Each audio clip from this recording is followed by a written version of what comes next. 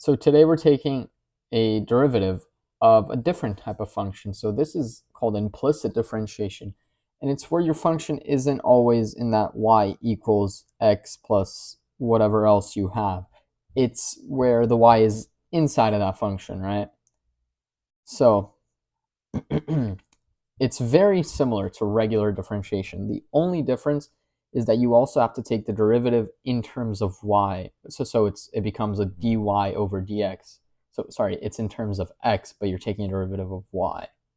Usually, we're just doing d over dx for x. In this case, we have to do dy over dx to find that derivative of y. So here we're starting with product rule. So we all know product rule.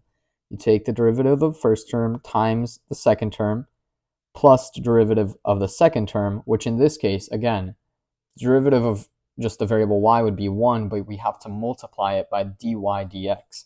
So it's just going to be dy over dx times x squared. So that's that first part over here. Now we have to add the 3x. We're also taking the derivative of that. That's just 3. We know that by now. And then that's equal to derivative of 4, just 0, because 4 is a constant. So just to simplify it here, make it look a little bit prettier, I'm just going to rewrite it as this. Okay, so now what we want to do with this function is we want to manipulate it to be able to get everything as a function of dy dx, right? So we want to get it to be dy over dx equals whatever. To do this, I want to be able to isolate this variable of dy dx and put it on this side while everything else stays on the other side. So first thing we can see, right, is that dy dx is being multiplied by x squared. So we're going to have to do some division at some point. Additionally, we have two, I'm going to call them loose terms, because you could just subtract them to the other side. So there's nothing being done to dy dx, because if we were to just divide everything by x squared, these terms would also have to be divided by x squared, and we don't want that. That's a lot of work.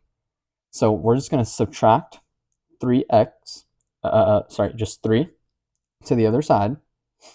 So, oops, minus 3. And then we also want to do the same to the 2xy. So minus 2xy equals to x squared dy over dx. Now it becomes really simple. We just divide everything by x squared. So 2x over 1, x squared. And that's all equal to dy dx. And there you go. You just did some implicit differentiation.